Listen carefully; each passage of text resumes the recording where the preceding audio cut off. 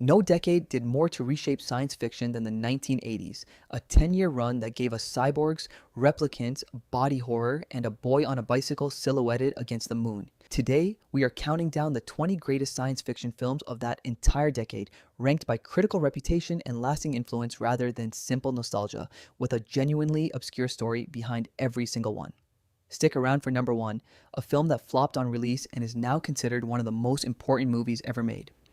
Subscribe and drop a comment with your own favorite 80s sci-fi film. Alright, let's count them down. Number 20, Explorers, 1985. We start with a film that never actually got to finish being made.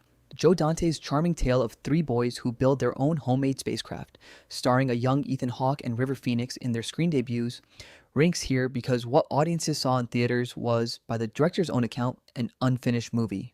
Paramount underwent a sudden leadership change mid-production and demanded an accelerated release date, forcing Dante to stop editing entirely and rush the film out before its third act was properly resolved. Sets were still wet with paint when the young actors first stepped onto them.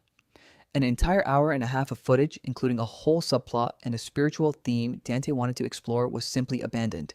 The result flopped badly, buried the same summer by Back to the Future, but it found a devoted cult following on home video, fans forever wondering what the finished version might have looked like. Number 19, Enemy Mine, 1985. Few science fiction films had a production this genuinely disastrous. Dennis Quaid and Louis Gossett Jr. star as a human pilot and an alien soldier who crash land together and must learn to survive as allies rather than enemies. It ranks near the bottom because the version we have exists only due to an almost complete restart. The film began shooting under director Richard Loncraine, but after 3 weeks the studio grew alarmed by budget overruns and dailies that reportedly made an alien planet look like an ordinary Earth swamp. Production was shut down entirely and Loncraine was fired. Wolfgang Peterson was brought in, scrapped virtually everything shot so far, redesigned Gossett's alien makeup from scratch, and rebuilt the sets in Germany. The budget doubled to roughly $40 million. Gossett, left largely to his own devices, invented the alien's strange, guttural speech pattern himself, reportedly basing it on a childhood habit of talking while gargling saliva. Number 18. Starman, 1984. John Carpenter's tender road movie romance starring Jeff Bridges as an alien who clones the body of a widow's dead husband ranks here as a genuine sleeper, elevated almost entirely by one extraordinary performance. It earned Bridges his first Academy Award nomination for Best Actor, the only Oscar nomination any Carpenter film has ever received. The project's history is almost stranger than the film itself. Columbia Pictures had the chance years earlier to make an entirely different alien visitor project from a young Steven Spielberg, but passed on it in favor of developing Starman instead. That other project became E.T., the highest grossing film in history, and its runaway success actually scared off Starman's original director, who felt the two stories now looked too similar. Carpenter eventually inherited a script that had already passed through the hands of at least 4 other filmmakers before he shaped it into the gentle character piece it became. Number 17, The Abyss, 1989. James Cameron's underwater epic about a search and rescue team encountering a mysterious intelligence at the bottom of the ocean ranks here as a technical marvel with a genuinely brutal legend behind it. Cameron converted an abandoned, half-finished nuclear power plant in South Carolina into an enormous water tank for filming. A shoot so punishing that cast and crew reportedly began calling it Life's Abyss and then You Dive. The production nearly killed its own director. Cameron has recounted running out of air underwater and beginning to panic when a safety diver's regulator malfunctioned, forcing him to fight his way to the surface. Mary Elizabeth Mastrantonio genuinely held her breath for the underwater rescue scenes rather than using a stunt double. The shoot ran 6 days a week, 10 hours a day, for 6 punishing months, and it cost Cameron his marriage to producer Gail Ann Hurd, who divorced him 2 months after filming Wrap. Number 16. Tron, 1982. Disney's daring gamble on a story set entirely inside a computer, with Jeff Bridges pulled into a digital gladiatorial arena, ranks here as a visionary film that the industry itself refused to fully credit. Tron's neon-lit digital world was decades ahead of anything else on screen in 1982. Remarkably, the Academy Awards actually disqualified Tron from the Best Visual Effects category entirely.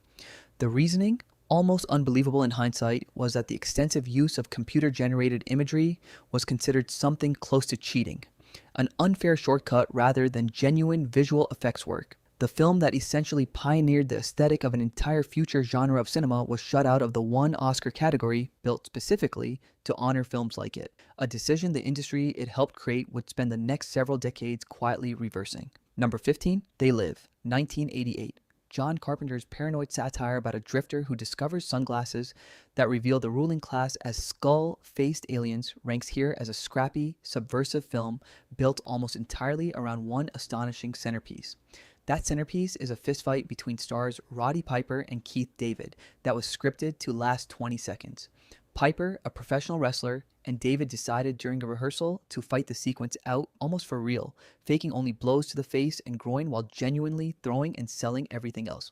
Carpenter was so impressed by what they created that he kept the entire brawl intact, and it runs a staggering 5 minutes and 20 seconds on screen, now regularly ranked among the greatest fight scenes in film history. The role of Nada was originally envisioned for Kurt Russell, but Carpenter, having already cast him 3 times before, decided the part needed a face audiences had never seen play a hero. Number 14, Predator, 1987. Arnold Schwarzenegger versus an invisible extraterrestrial hunter in the jungle ranks here as a lean, effective creature feature with one of the more remarkable 11th hour saves in effects history. The Predator itself very nearly looked completely different, and was very nearly played by a completely different actor. Martial artist Jean-Claude Van Damme was originally cast as the creature, intended to move with agile, ninja-like grace inside a thin insectoid costume. The suit proved unwearable in the humid jungle locations, and after weeks of trouble, the entire design was scrapped, with Van Damme replaced by the towering 7'3" Kevin Peter Hall. Effects legend Stan Winston was brought in on short notice to redesign the creature from scratch, and the now iconic mandibled face came from a single suggestion by a friend Winston happened to be flying to Japan with, fellow director James Cameron, who mentioned he had always wanted to see a monster with mandibles. Number 13, Star Trek II: The Wrath of Khan, 1982. Widely regarded as the finest entry in the entire Star Trek film franchise. This tale of Kirk facing his genetically engineered nemesis ranks here for revitalizing a series many thought was already finished. Its most famous scene, Spock's tearful death, very nearly did not end the way audiences remember. Leonard Nimoy only agreed to return to the role on the condition his character would be given a dramatic final send-off. When early test screenings left audiences sitting in stunned, depressed silence, the studio insisted on adding a coda hinting Spock might not be entirely gone.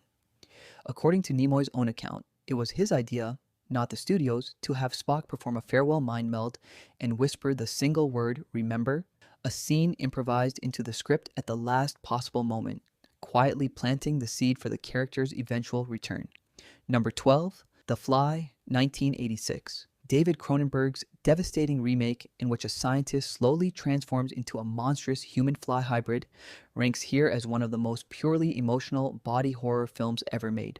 Before Jeff Goldblum's now definitive performance, the studio pursued a very different vision for the lead role.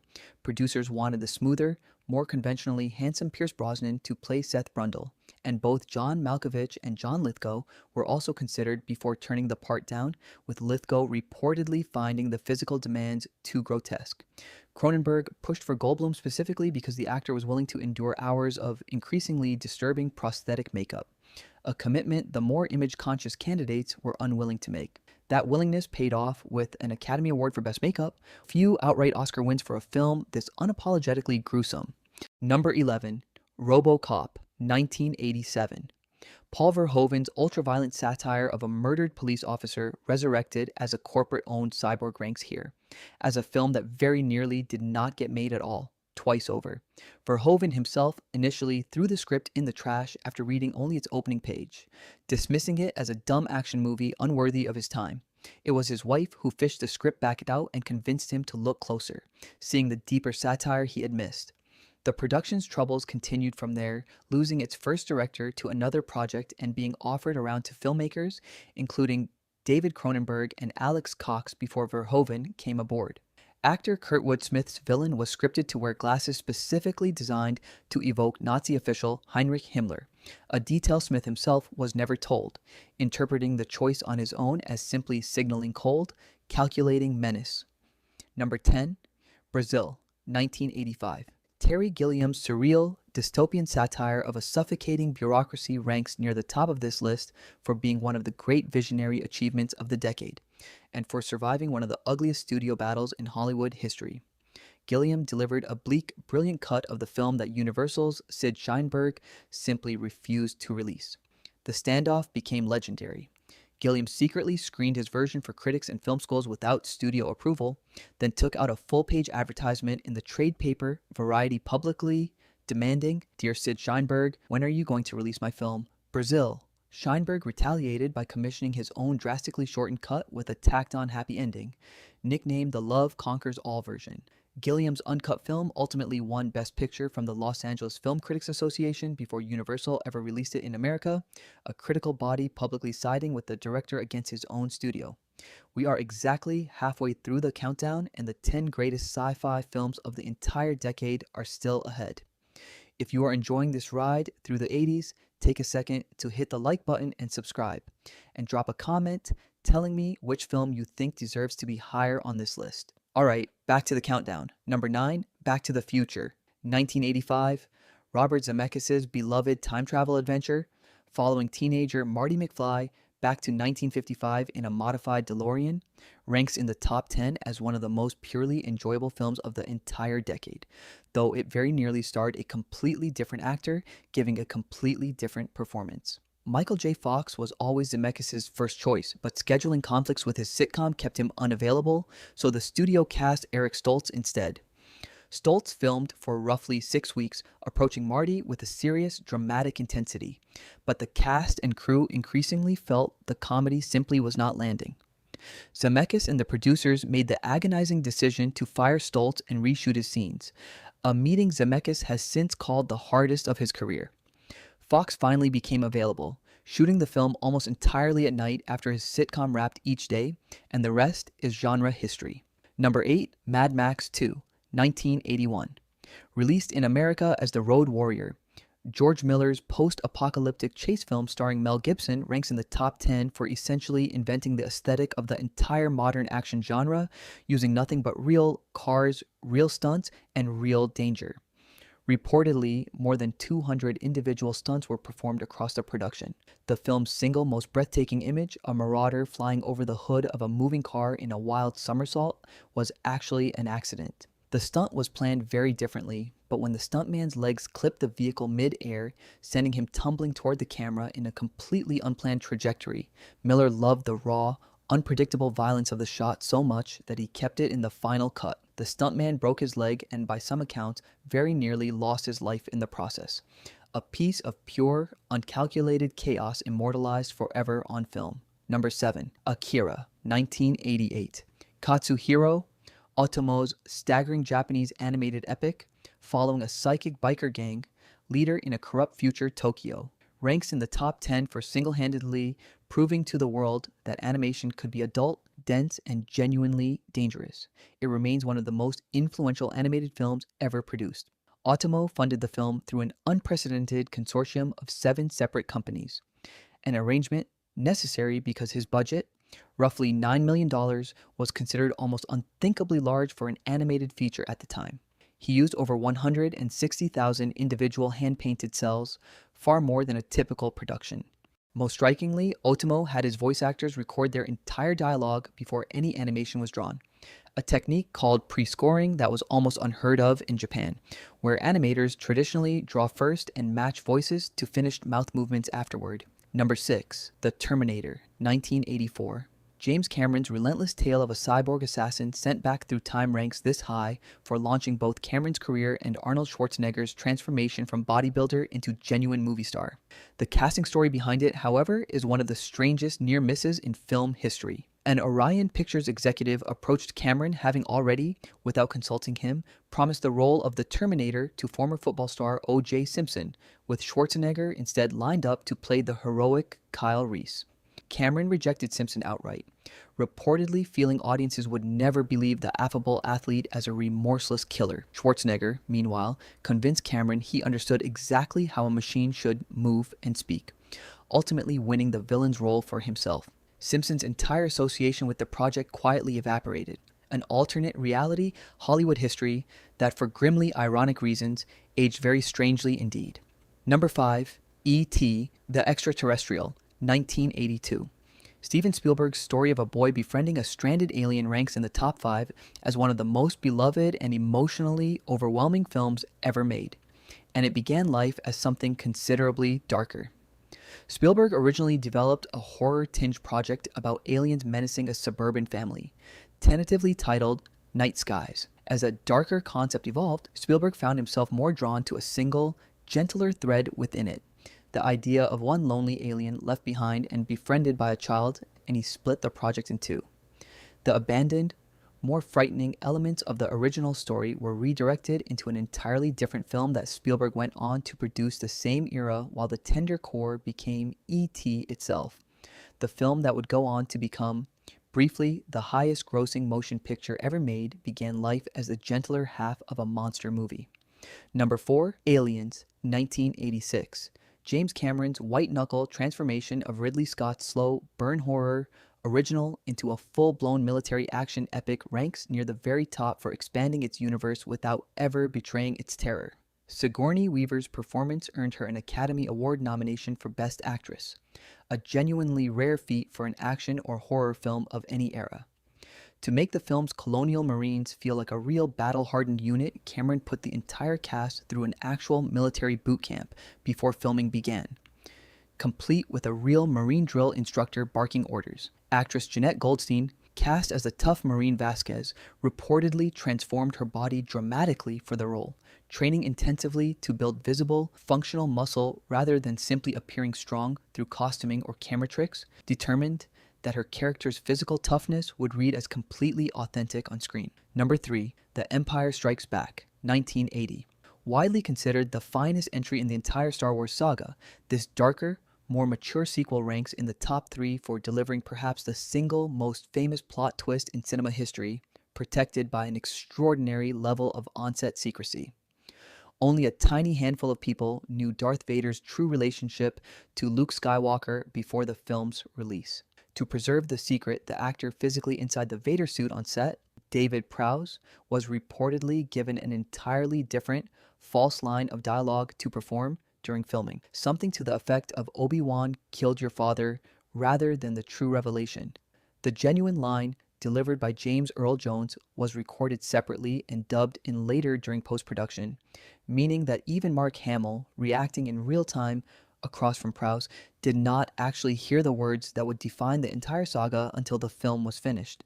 Number 2, The Thing, 1982. John Carpenter's claustrophobic tale of a shape-shifting alien terrorizing an isolated Antarctic research base ranks in the runner-up spot as arguably the greatest practical effects horror film ever made, its reputation only growing since a disastrous initial release that saw it bomb at the box office. Critics savaged it on arrival, and it opened just weeks after E.T., an unbeatable competitor for the era's optimism about alien visitors. The film's most notorious sequence, in which the creature reveals itself inside a kennel full of sled dogs, reportedly caused crew members to visibly recoil and, according to some accounts, actually vomit on set watching Rob Bottin's grotesque practical creature effects in motion for the first time.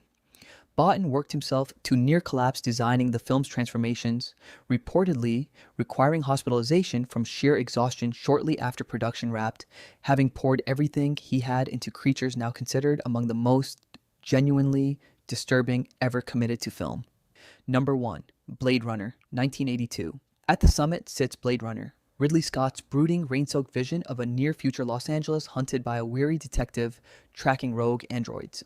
It takes the top spot because no other film on this list has undergone such a complete critical resurrection, transforming from a commercial disappointment into what is now widely considered one of the most influential science fiction films ever made. Its most quietly devastating detail arrived years after the original release. In later cuts of the film, Scott inserted a brief unicorn dream sequence for Harrison Ford's detective character, a small addition that recontextualizes an entirely different scene near the film's end, strongly implying that Deckard himself may be one of the very replicants he has spent the film hunting. Scott has confirmed this was his intention, while Ford has maintained he always played the role believing Deckard was human, meaning the film's two most important creative voices never fully agreed on its own central mystery. So there you have it, the 20 greatest science fiction films of the 1980s, ranked from an unfinished summer flop to a rain-soaked masterpiece that took decades to earn its reputation. Along the way, we saw a studio nearly bury its own visionary director. A football star almost becomes cinema's most famous killing machine, and an entire genre reinvented by a shape-shifting alien, a homemade DeLorean, and a lonely visitor a lost boy brought home on his bicycle. The decade gave us cyborgs, replicants, and things that should never leave the ice, and we are still arguing about which one deserves the crown. Do you agree with the order, or does another film deserve the top spot? Like, subscribe, and tell me your own ranking in the comments below. Until next time, keep watching the skies.